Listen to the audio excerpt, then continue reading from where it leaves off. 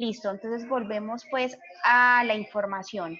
Recordemos entonces que ya entramos prácticamente al último mes de trabajo, que estaríamos pendientes de 2 talleres por asignatura, en mi caso también serían ya los 2 últimos, y la fecha de esa entrega ustedes la tendrían el primero, que es el del barroco, para el 26 de octubre, y la segunda sería para el 9 de noviembre.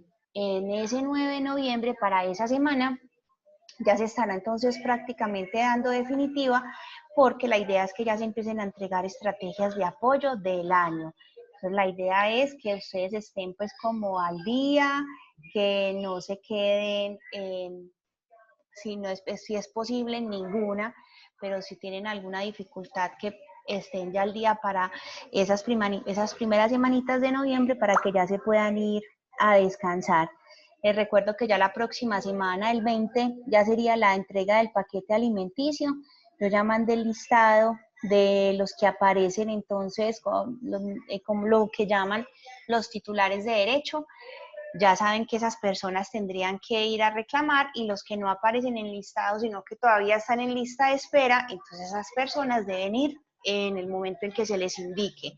Importante también pues la matrícula, la renovación de matrícula para esta semana, para que lleven la documentación completa, para que cumplan pues con todos los protocolos de bioseguridad, y ya queden entonces ya matriculados en décimo. Julie, hola. Es la idea. Hola.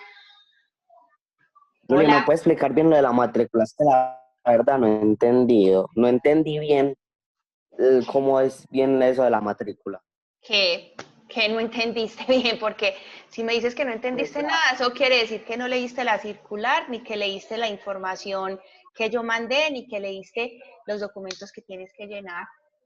Julie, o sea, Hola. sí lo leí, Julie, pero o sea, no entiendo bien, o sea, Ustedes sí, pero tienen varias tenemos que más. sacar todos esos, ¿Cómo? tenemos que sacar todos esos papeles y llevar, o sea, y llevarlos todos juntos al colegio, ¿no? Claro, pueden hacerlo. Ustedes pueden hacerlo. Mandarlo o enviarlo al correo que ahí en la circular está, o mejor, para que ya firmen libro de matrícula y para que ya estén ya con todo listo, y ir a la institución en el horario que les corresponde. Yo creo que es mañana, ¿no? Alguien que me confirme. Ya ustedes el irían. 21. El 21, la otra semana. Ah, bueno. Entonces ya saben, sí, tienen que llevar esa documentación impresa con toda la información que ahí se requiere, la foto. Es lo mismo, simplemente es que esta vez pueden hacerlo de varias maneras para evitar que vayan a la institución, pero si pueden ir a la institución, es muchísimo mejor, obviamente. Listo. Listo, Julie. Ahí está pues todo lo que tienen que llenar. Uno de ellos es el compromiso, porque posiblemente el próximo año se continúe con alternancia. Eso quiere decir que unos días estarían en presencialidad, otros días no, todavía no sabemos. Entonces está el consentimiento informado para que se puedan publicar, pues para que ustedes puedan estar en los videos, en las fotos. Otro es esa parte de compromiso para que ustedes los papás se comprometan realmente con la asistencia a la escuela de padres, que ya de Secretaría de Educación es algo obligatorio. Si ustedes vieron el video que yo mandé, el último, antes de salir a vacaciones, de la escuela de padres, allí se proponían 2 o 3 preguntas que ustedes debían resolver con sus papás para poder cumplir con esa asistencia, así no fuera en el encuentro sincrónico, sino que ustedes vieran el video, y hasta el momento solamente la resolvió Daniel Angulo. Y ustedes saben que primero, ahí como se especifica en el video, eso es nota de ética. Y segundo, desde Secretaría de Educación es obligatorio la asistencia a la escuela de padres.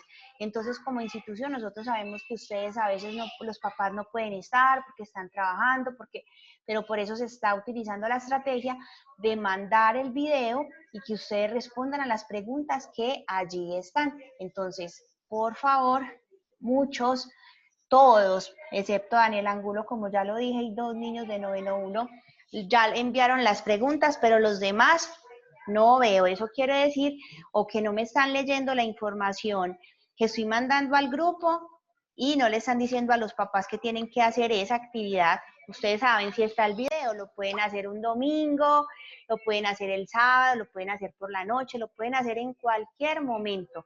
Pero la idea es que ustedes cumplan con esa actividad y por eso se estableció esa estrategia de firmar ese compromiso de la asistencia a todas las actividades que la institución, proponga. Entonces muchos no me están llenando eso, ya está el ficho, que es el mismo, con toda la información, los teléfonos, esos son como los documentos que se están exigiendo, ya la foto, que es como lo que siempre se ha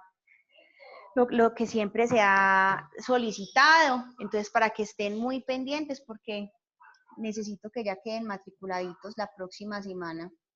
La verdad es que no encuentro bien la circular como para recordarles la fecha. Si alguien la tiene ahí en el grupo, le agradezco que la vuelva a enviar para que tengamos claras las fechas. ¿Listo? Pasando pues a otras cositas de antes de que se nos acabe el tiempo de la clase, les recuerdo entonces que estamos hablando de toda la parte de la literatura, de las escuelas literarias latinoamericanas. Recordemos entonces que cuando hablamos de escuelas literarias estamos hablando de la clasificación que se hace, pero de la literatura, pero dependiendo de un contexto histórico, de un contexto social, de un contexto político. Entonces es importante que conozcamos qué evento estaba predominando en ese momento y por qué se dio esa escuela literaria.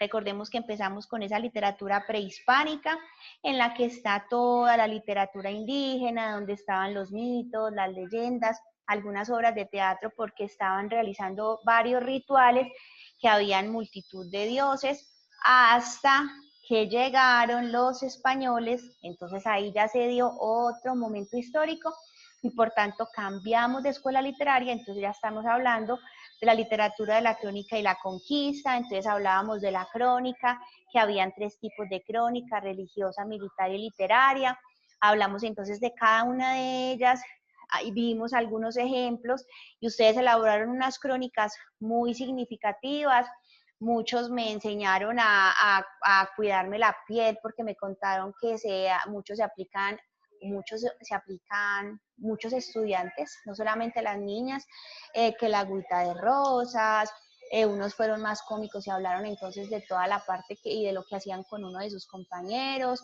entonces me reí mucho haciendo esas crónicas, leyéndolas, entonces veíamos que en esa crónica se tenía en cuenta el tiempo, se tenía en cuenta el lugar y se podía jugar entonces con esa parte emocional y esa parte de la fantasía, porque cuando escribimos crónica literaria podíamos entonces inventarnos algunos sucesos.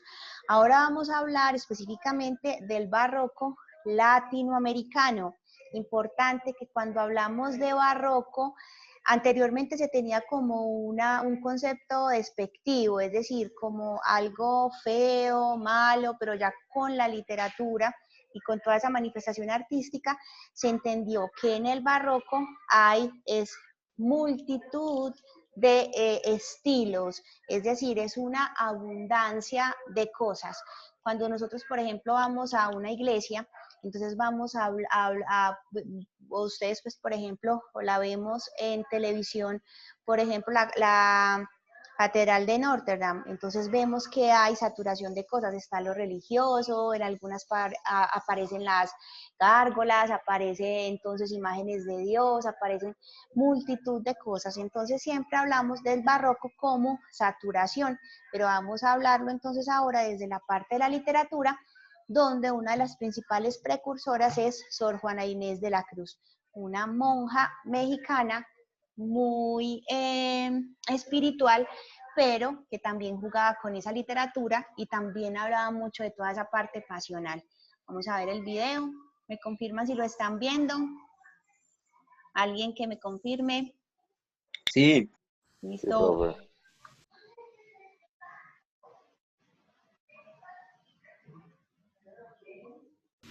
Buenos días, chicos. Bienvenidos. Hoy hablaremos de un movimiento literario que se originó en Europa y se desarrolló también en Hispanoamérica. El mismo es el barroco. El término barroco proviene de un vocablo de origen portugués, cuyo femenino, barrueco, denominaba las perlas que tenían alguna deformidad. Este término fue en un origen una palabra despectiva que designaba un tipo de arte caprichoso, grandilocuente, excesivamente recargado. Así apareció por primera vez para definir una pintura, un cuadro, una figura de gusto barroco, donde las reglas y las proporciones no son respetadas y todo está representado siguiendo el capricho del artista.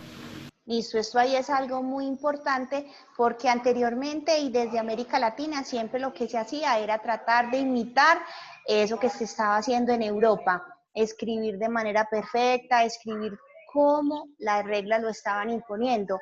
Y en este caso, en el barroco, ya tratan entonces de revolucionar, es como algo, un movimiento rebelde que trata entonces de demostrar prácticamente que en el exceso, que en la no perfección también hay belleza. Esa es la definición más bonita de barroco. Me salió bonito, estoy inspirada en esta mañana. Entonces siempre, esa es como la concepción del barroco, demostrar que en esas cosas deformes o en esas cosas que no cumplen la norma, también hay un ideal de belleza y también hay una parte artística. Actualmente barroco es un término que permite nombrar un movimiento cultural y un estilo artístico que se desarrolló entre el siglo XVII y mediados del siglo XVIII en Europa y posteriormente en América. El barroco alcanzó diversas disciplinas como la arquitectura, la pintura, la música y la literatura, y se caracterizó principalmente por la ornamentación excesiva. En Europa fue un movimiento artístico que se originó en Italia a fines del XVI y se extendió por el resto del continente hasta mediados del siglo XVIII. Es por esto que se lo asocia en general al siglo XVII.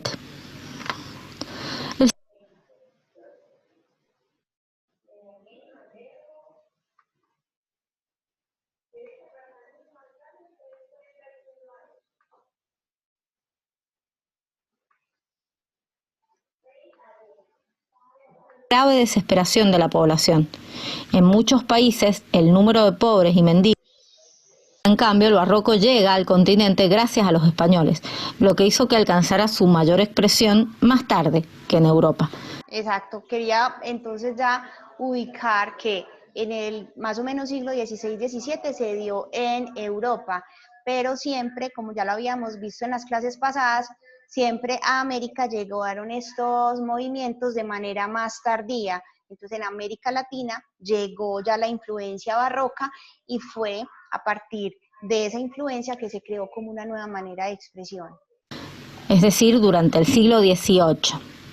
Este movimiento se implantó con más fuerza en los países de tradición católica y en aquellos que eran gobernados por una monarquía absoluta, es decir, en la época de la colonia. En esta época, la época de la colonia, hay estabilidad social, política y económica en América. A pesar de este equilibrio aparente, los criollos, sometidos a las directivas de la metrópoli, sufren una profunda insatisfacción debido a las presiones psicológicas y al clima de asfixia intelectual. Listo, en este caso entonces ya se da un primer indicio de insatisfacción, ya que se desarrolla con mayor profundidad con el romanticismo, porque en el romanticismo ya se da como ese proceso de independencia. En este caso, todavía estábamos muy apegados a esas reglas, esas normas españolas, y por eso la influencia religiosa es determinante. Por ejemplo, Sor Juana Inés de la Cruz, a pesar de que cuando leamos sus poemas, creamos que si ella le está escribiendo como a un hombre en específico, lo que realmente está haciendo es una alabanza a Dios, al Dios católico. Entonces ella utiliza, no lo dice de manera expresa, en muchos de sus poemas, pero eso es lo que está haciendo, un proceso de alabanza, aunque también hay una profunda crítica a ese proceso de colonización.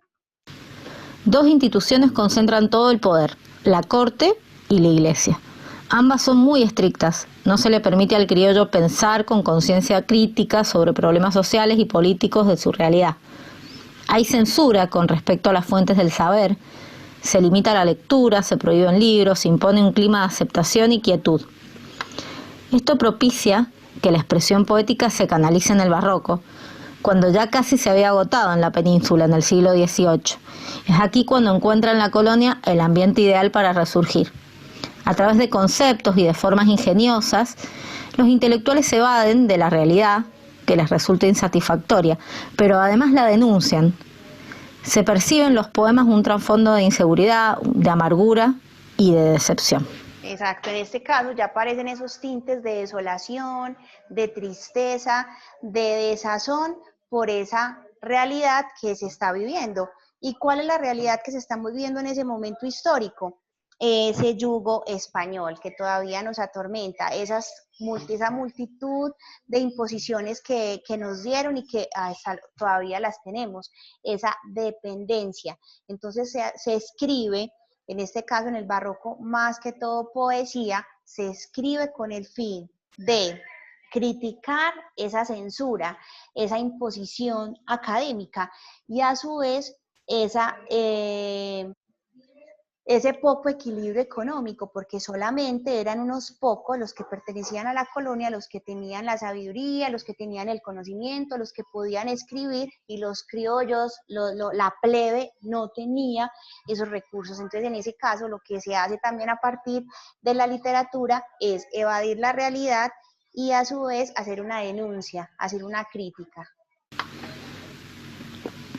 Las características del barroco: la principal es que es un arte para minorías. Se desarrolló en el ambiente de la corte y está orientada a un público intelectual y refinado. Exacto, lo que hablábamos. Las personas entonces que no pertenecían a la alta sociedad no tenían ni por decirlo así, ni la elaboración académica para interpretar estos textos, y solamente eran unos pocos los que tenían el privilegio tanto de interpretar como de escribir. Entonces, por eso decíamos que solamente es como un arte para minorías, unos pocos tenían acceso a ella. Por esto es que se trata de una poesía culta, llena de contrastes, de angustia y de pesimismo. Y además es por esto que se evidencia un gusto por lo exótico, lo raro, lo nuevo. Otra característica es el predominio del género lírico, con bastante rigidez formal en cuanto a la métrica y a la rima. Aunque hay una renovación de técnicas, nos encontramos con diversas formas poéticas como los sonetos o las famosas redondillas de Sor Juana, que vamos a ver más adelante. Otra característica es la importancia del adorno y el recardamiento. Esta es una característica muy importante. Las formas rebuscadas, la abundancia de ornamentación en el lenguaje se relaciona mucho con el arte para minoría. Listo, en este caso entonces abundancia de figuras retóricas. No cualquier persona era capaz, y no cualquier persona desde la actualidad tiene como ese apego o esa fascinación por la literatura barroca, porque al tener tanto exceso, tantas maneras rebuscadas, un estilo de lenguaje demasiado elaborado y un juego de figuras literarias, entonces no es muy fácil de interpretar. Se necesita muchísima, a pesar de que puede ser un poema muchísimo más corto que una novela, obviamente, es muchísimo, puede tener mayor profundidad y mayor dificultad de interpretación por todos esos adornos que suele tener. Además, se relaciona con otra característica que es la abundancia de figuras retóricas. La creación de contrastes entre lo serio y lo vano, lo bello y lo feo, lo ideal y lo real, y la tendencia a embellecer la realidad vulgar con un vocabulario enriquecido y un lenguaje culto. Acá, por ejemplo, aparece ese lenguaje culto y un vocabulario enriquecido, lo que hablábamos, que solamente unos pocos pudieron o podían interpretar. Más adelante, por ejemplo, vamos a ver esa parte del romanticismo, y en el romanticismo ya se empieza a rescatar esa parte autóctona, eso americano, esos vocablos, esos dichos, todo eso que pertenece a la cultura propia se empieza a rescatar. En este caso, todavía se sigue con ese lenguaje elaborado y esa, como dice ella, esa ornamentación, ese exceso que se tenía en estas obras, tanto hablamos de la obra literaria, hablamos de la música, hablamos de la arquitectura, todo era recargado y solamente unos pocos tenían ese privilegio de acceder a ella, por eso siempre se utiliza ese lenguaje culto, no se habla de cualquier manera. Todo esto se relaciona con lo que habíamos hablado anteriormente del arte para minorías. Por otro lado, nos encontramos con la exaltación del paisaje americano. Exaltaban la belleza natural y la descripción del paisaje florido y variado propio de América. Esto se relaciona con una búsqueda de la identidad que nace con la literatura hispanoamericana y que es una constante a lo largo del tiempo en los distintos movimientos. También se relaciona con la presencia de elementos de la cultura precolombina. Esto por dos razones. Por un lado son elementos exóticos propios del barroco y por otro lado son parte de la identidad. Listo, en este caso entonces podemos ver en esta parte no solo lo que les hablaba, no solamente la literatura, sino que vemos en estas imágenes todo el contraste que tenían. Por ejemplo, en muchas de las iglesias, México, por ejemplo, Perú, que se dieron como esos, Bolivia, en Colombia, en algunas de ellas, vemos entonces esa mezcla de identidades. Vemos entonces, por ejemplo, en uno de esos cuadros que está la Virgen María, que es desde la tendencia católica española, pero vemos entonces que está acompañado con un sacerdote indígena. Vemos que están bautizando a una indígena. Entonces vemos que es un contraste, es una mezcla. Y eso también se hace por ese ideal americano, porque en este caso los indígenas eran los que construían, por ejemplo, estas iglesias, y a pesar de eso querían imponer un poco y todavía ir rescatando ese ideal americano, como lo dice el video, siempre rescatar esa identidad, no dejarnos opacar totalmente por Europa. ¿Qué autores podemos mencionar como los más representativos del barroco hispanoamericano? Sin duda, la mayor exponente del barroco es la poetisa mexicana Sor Juana Inés de la Cruz y Abate. Hay otros escritores como el dramaturgo Juan Ruiz de Alarcón, también mexicano, o el poeta y jesuita colombiano Hernando Domínguez Camargo, y el escritor y científico mexicano Carlos Sigüenza Góngora. Es todo por hoy, chicos. Listo, entonces vemos que en este caso, como ya lo habíamos expuesto, la característica más importante entonces es el exceso, Siempre vamos a tener exceso en el lenguaje, exceso en el embellecimiento, en la musicalidad, siempre entonces tratando de resaltar ese ideal de belleza. Entonces, acá en esta parte aparecen entonces algunas características para que ustedes ya la revisen. En este caso, como ya nos dijo el video, nos dijeron en el video, la principal autora, representante de esa literatura sería entonces Sor Juana Inés de la Cruz. Entonces vamos a ver qué es lo que deben hacer. Recuerden que es para el 26 de octubre y que necesito esos análisis de los poemas de manera muy sentida, profunda, no sacada de internet. Ustedes saben que yo soy muy buena para identificar ese tipo de cosas. Entonces luego de leer estos poemas de Sor Juana Inés de la Cruz, van a ser entonces 2 puntos. El primero de ellos, la interpretación personal. ¿Qué entiendes de cada uno de ellos? Debes escribir como mínimo 5 renglones por poema. Entonces no es que ustedes me pongan exactamente partes del poema o que ustedes lo resuman. Eso no es lo que estoy pidiendo. Lo que estoy pidiendo es una interpretación. ¿Qué quiere decir Sor Juana Inés de la Cruz cuando escribe este poema? Entonces, en este poema, Sor Juana Inés de la Cruz busca hablar, expresar, analizar, criticar, hablar de, eso es lo que quiero que ustedes me digan exactamente con sus palabras de qué habla cada uno de los poemas, cómo ustedes lo interpretan. Y en el segundo punto, identifica 5 características del barroco latinoamericano que estén presentes en ellos. Pueden hacerlos por ejemplo, si encuentran en el primer poema 2 características, en el segundo 1, en el otro 2, está bien, no tiene que ser 5 en cada poema, no, 5 entre todos. ¿Y qué es lo que quiero que hagan? Ustedes me dicen, bueno, profe, en este caso aparece una de las principales características que es el lenguaje elaborado. Entonces ustedes, por ejemplo, en este verso, 2 puntos, abro comillas, me ponen entonces un pedacito de ese poema, cierran comillas y me dicen por qué está esa característica. Ah, es que se rescata el ideal americano. Mire, profe, en este verso, porque están hablando de un indígena que el paisaje americano, porque en este verso hablan de, y me lo citan. ¿Queda clara la actividad? Preguntas. Hola. Ninguna. Listo. Recuerden entonces que son 5 renglones por poema en el que analicen cada uno, hagan la interpretación. Y en el segundo punto es identificar 5 características entre todos los poemas que vean ustedes del barroco. Para eso entonces ustedes pueden volver al video, escuchar este video o pueden simplemente revisar estas características que están resumidas en esta tabla acá para que ustedes identifiquen esas características. ¿Queda claro? Sí, profe. Sí. Bueno, Samuel amaneció hoy muy inspirado.